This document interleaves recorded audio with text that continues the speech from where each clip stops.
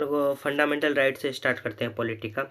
और आप लोग चैनल को सब्सक्राइब करें, क्योंकि इससे मोटिवेशन मिलेगा तो मैं और भी वीडियो बना पाऊँगा। तो आर्टिकल 14 से लेकर 18 तक जो है वो समता का अधिकार है, ठीक है।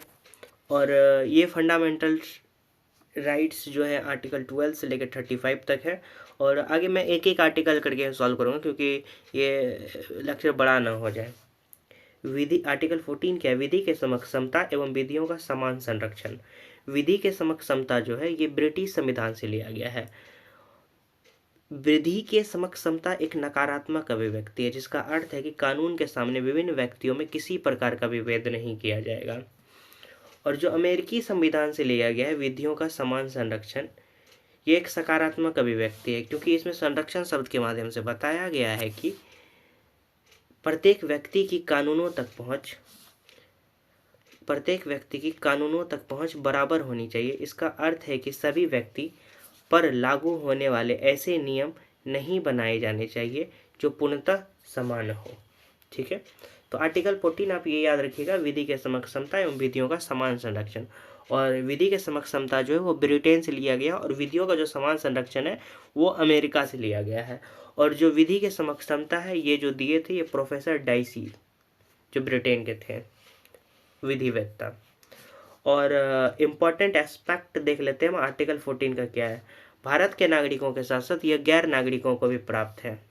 भारत के नागरिकों के साथ साथ ये गैर नागरिकों को भी प्राप्त है। आपसे क्वेश्चन में पूछ देता है एलिमिनेट करने के लिए, आप एलिमिनेट करके इसको सॉल्व कर सकते हो कि कौन कौन से आर्टिकल में भारत के नागरिकों के साथ साथ गैर नागरिकों को भी प्राप्त है, ठीक है। तो आपका ये आर्टिकल 14 है, और आप ये ध्यान रखिएगा।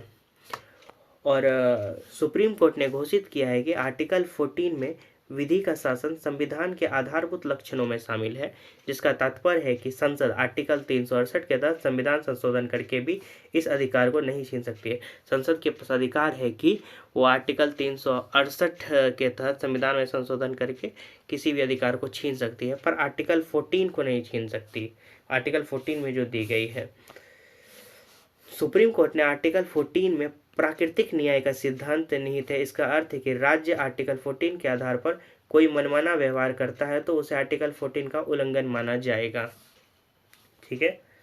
तो नेक्स्ट आर्टिकल 14 का अपवाद क्या है ये देख लेते हैं।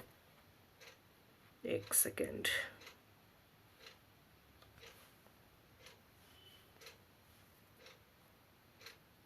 ये लैग कर रहा है थोड़ा सा। आप अगर आर्टिकल ऐसे पढ़ते हो तो आप चाहे यूपीएससी का क्वेश्चन हो चाहे पीसीएस का क्वेश्चन हो, आप आराम से सॉल्व करके लेके चले जाओगे।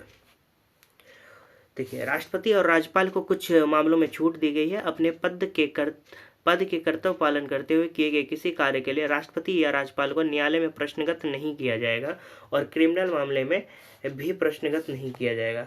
राष्ट्रपति और राज्यपाल में सिविल मामले में 2 माह की नोटिस देनी होगी। अगर उन्हें किसी भी तरह का कोई कार्रवाई करना है तो उन्हें 2 माह की पहले नोटिस देनी पड़ेगी।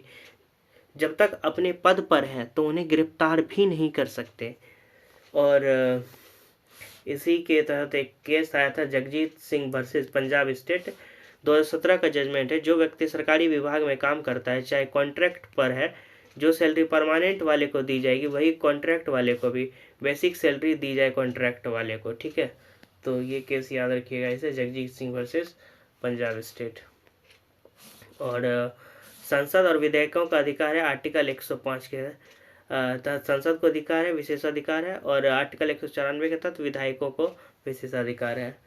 आर्टिकल 361 का ए सब क्लाउज क ये क्या है? प्रेस या मीडिया को अधिकार देता है कि इसके तहत यदि कोई भी व्यक्ति संसद के किसी सदन या राज्य विधानमंडल के किसी सदन की कार्यवाही का सत्य प्रकाशन करता है और ऐसा करने के पीछे उसका उद्देश्य भी उचित हो, तो उस पर देश के किसी न्यायालय में सिविल या आपराधिक मुकदमा नहीं चलाया जा सकता है।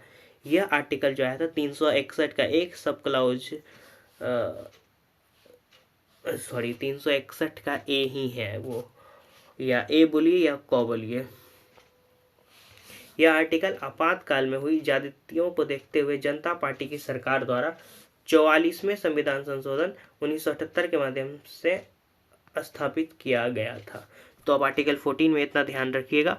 तो आर्टिकल 14 का क्वेश्चन आपसे कभी भी ऐसा नहीं होगा कि आप सॉल्व नहीं कर पाओगे। और आप अगर ऐसे करके फंडामेंटल राइट्स के सभी आर्टिकल के वीडियो देख लेते हो तो आपका फंडामेंटल राइट्स पूरा क्लियर हो जाएगा। आपको पीटी मेंस के लिए अलग से प्रिपरेशन नहीं करना पड़ेगी। और बीपीएससी में फंडामेंटल राइट्स है, डीपीएसपी है, कुछ 6-7 चैप्टर ही हैं, तो मैं ऐसे करके कवर करवा दूंगा। Thank you.